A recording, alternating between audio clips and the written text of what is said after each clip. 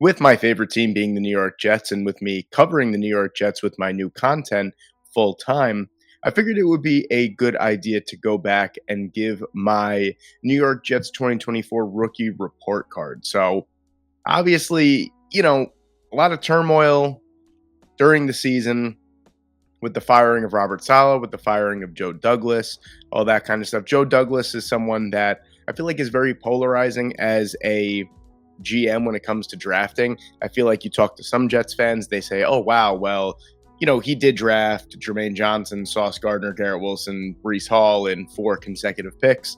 Some also will say, partially myself included, that probably 3 out of those 4 guys were can't miss at that point in the draft. Then you have a couple guys that have worked out later on in the draft and a couple real big swing and misses in the first couple rounds of the draft. So I think he kind of falls on the lower end. I was severely disappointed in his identification of talent up and down the board, but really he's best known for that. I believe that was 2022, the 2022 NFL draft class for the most part, but we're going to get into it. So this was, the way that I categorized this was, I took every single rookie that really was like in camp with the Jets or kind of relevant. So you'll see there's quite a few undrafted free agents I do have on here that I did mention, but really anyone of note that did make the 53-man roster at any point or was on the practice squad for the duration of the season really did make this list. So we're going to start with incomplete grades at first, and there are quite a few of them here. So we'll go in order. You see Malachi Corley, who was drafted with the first pick of the 3rd round. Never forget the famous text between Robert Saleh and Joe Douglas. And not only that, Joe Douglas actually had Malachi Corley higher rated than Brian Thomas Jr. on his board. So we all know that how that went. I believe Brian Thomas Jr. had like 1,300 receiving yards and 10 touchdowns this year. Malachi Corley played 83 offensive snaps. He had 3 catches for 16 total yards. He had 2 rushes for 23 yards, no touchdowns. Of course, the fumble on Thursday Night Football on Halloween against the Houston Texans. Who could forget? Malachi Corley for me is incomplete just because 83 snaps. Really, if you play kind of under 100 or anywhere around 100, I feel like that is just way too few. That's like 10% of the snaps or less. This is about 8% of the offensive snaps than the Jets had this year. I mean, that's way too little. I'm hoping for a big bounce back season for Malachi Corley going into 2025, 2026. I feel like he has a lot of talent. I was a huge fan of Malachi Corley. If you guys are fans of this channel for quite some time, you know how highly regarded I had Malachi Corley when I was evaluating the talent in the 2024 draft class. I still think he could be absolutely dynamic, especially after the catch, kind of like a Deebo Samuel type of player. But I think Malachi Corley is hopefully going to get his shot next year. Then you have Jordan Travis, of course, was on the physically unable to perform list the entire season pretty much. That fractured left leg and that dislocated ankle, just an absolute horrific injury. A lot of Jets fans, including myself, do view Jordan Travis as someone that potentially could be a future signal caller for the New York Jets. So I'm hoping that he could get fully healthy for this upcoming offseason and compete for, either the backup role or the starting role. I have no idea what's going to happen, but Jordan Travis is someone going into the 2024 draft before the injury was someone that was viewed as low as a 4th round pick, as high as some 1st round consideration. So Jordan Travis obviously has quite a bit of talent. Someone that I really am excited to see at full health as long as he can get there, at least compete for a starting job or a backup job. Quantez Stiggers, again, someone that I really, really liked going into the 2024 draft. A really cool story, someone that whiffed at 2 collegiate opportunities. Then he stuck at the CFL. I believe he was on the Toronto Argonauts, won the Canadian Football League's Defensive Player of the Year, only played 48 snaps, really a lot of those coming on special teams and towards the end of the season. I thought he was okay. I think he made like a play or 2 in the last game of the season. Again, someone that I think the Jets really do like, the coaching staff really does like, and has plenty of talent and will hopefully get his shot to play a lot more next season. Jalen Key, Mr. Irrelevant, is really the only relevant thing about him, I would say. Didn't play a single snap for the Jets, is actually on the Cincinnati Bengals right now. So he was part of the draft class. I believe he did make the team, but didn't last too long. So he is on the Cincinnati Bengals right now. Jarius Monroe, someone again that got some snaps towards the end of the season. So 17 total snaps, didn't really tell us a lot. Talented player at Tulane. I believe he played at Nichols State before he played for Tulane. So someone that does have some transitional talent. Maybe he'll get a shot on special teams next year. Braden McGregor, 83 snaps. Again, someone that I thought was pretty decent out of college. And Jalen Simpson, another one that didn't play a single snap for the New York Jets as an undrafted free agent, is now on the Indianapolis Colts. Eric Watts was someone that we did see on the field a little bit. Someone that played 132 snaps, had 16 total tackles, 13 solos, 3 assisted. So someone that did make, a little bit of an impact, but nothing that I could really go off of grading wise. If that's someone that wants to be, if the Jets do run an 8 or 9-man defensive line rotation in the upcoming, coaching staff, he's someone that's probably going to be your 8th or 9th guy, and that's perfectly fine. Someone that had a ton of athletic ability coming out of UConn, 6'7", 277 pounds, around that frame. Really talented, good explosiveness. So, maybe he'll get a shot next year. And then Jackson Sherman didn't play a single snap, but made it throughout the entire year on the Jets, was on the practice squad the entire season. So someone that I liked coming out of Cal quite a bit as a day 3 prospect or an undrafted free agent. Maybe he'll get his shot at some point, but I'm not really concerned too much about that. Going into the grades here. So I'm going to start with Leonard Taylor. Someone, by the way, my grading criteria is I am very easily impressed. I don't usually give less than a C for the most part. Only if you're really, really bad, I'm going to give you a D. I never give out Fs.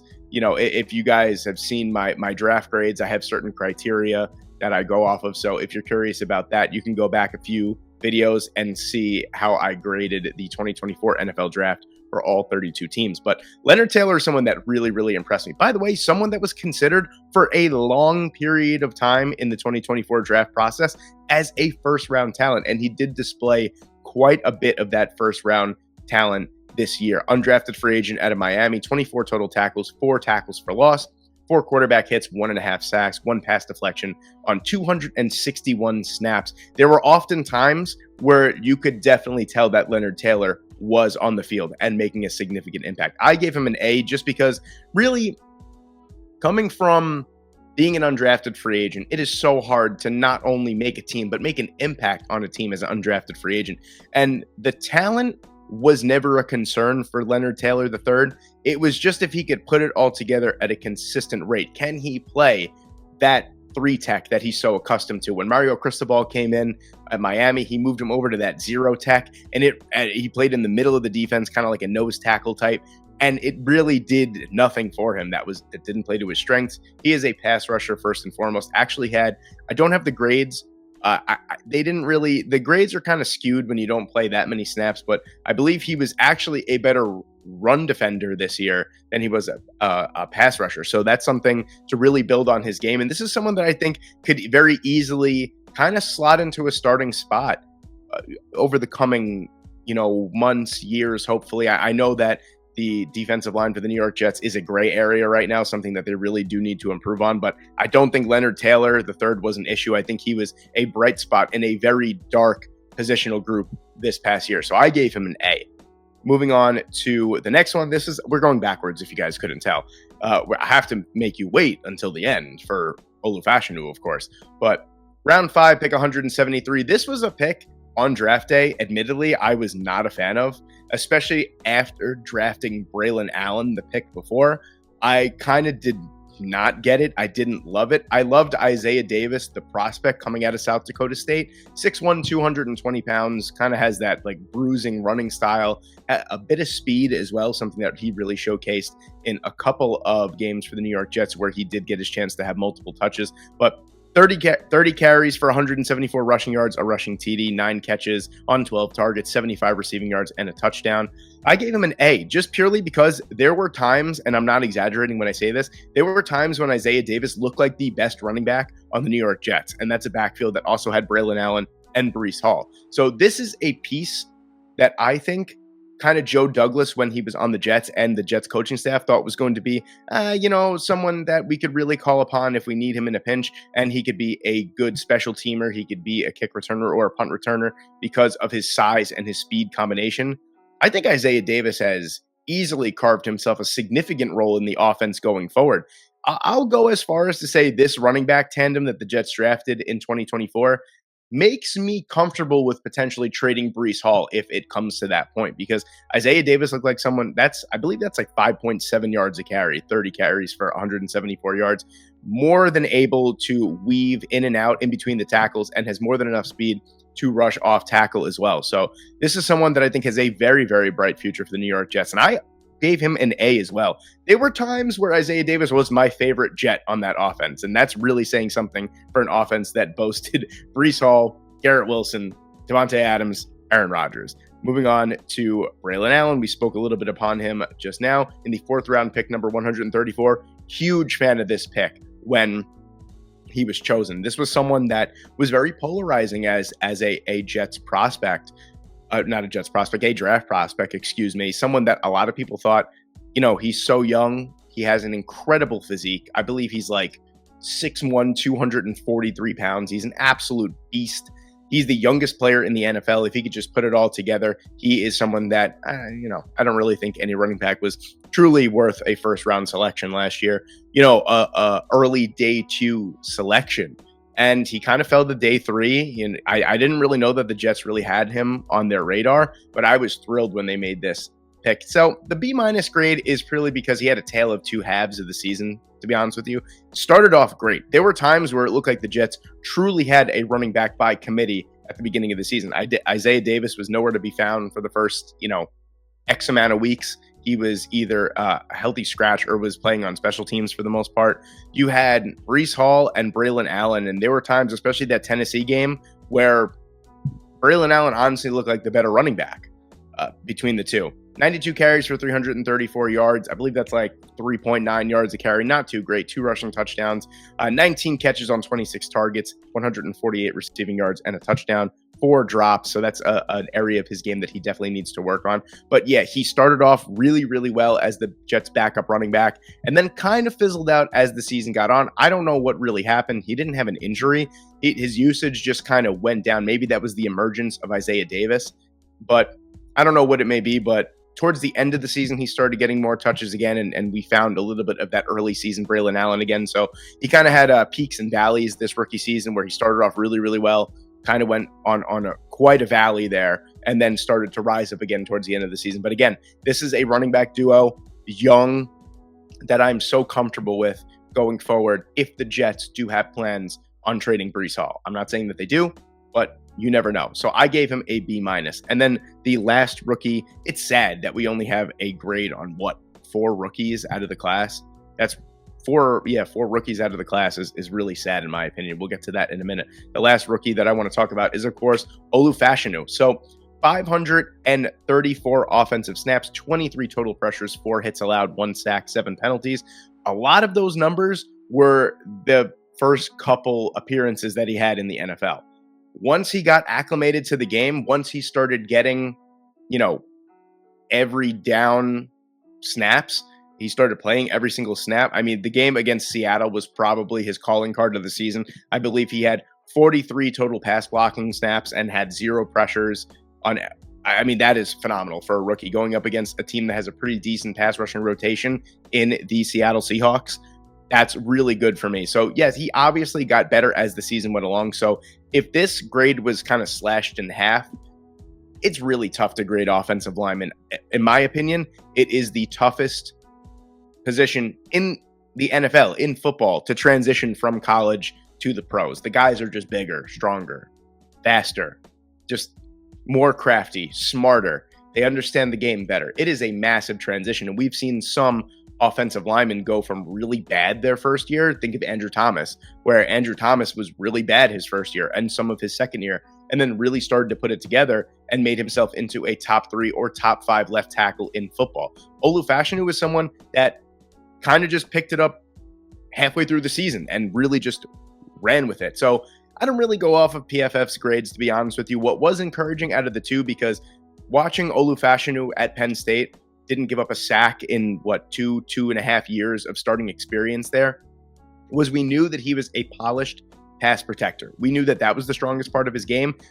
That's really what the Jets drafted him for. The run blocking was something that was going to come along. Had a better run blocking grade than a pass blocking grade this year. So that's something that is very encouraging going forward. He's still raw. He's still so young, but we saw so many really good things from him his rookie season. So I gave him a B plus. I didn't want to give him an A only because of the early season struggles. But like I said, if the season was cut in half, I'd say from the halfway point on, he probably gets an A plus from me.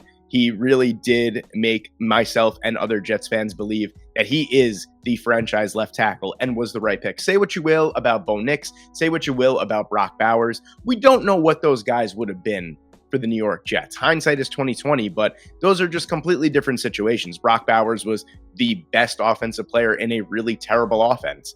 Bo Nix, I don't know what he would have done with the Jets, but I don't think it would have been better than what Aaron Rodgers did, to be quite honest with you. Olu Fashanu came into a tough situation as someone that was probably going to sit and learn the majority of his rookie season as long as the Jets were in playoff contention and Tyron Smith was healthy.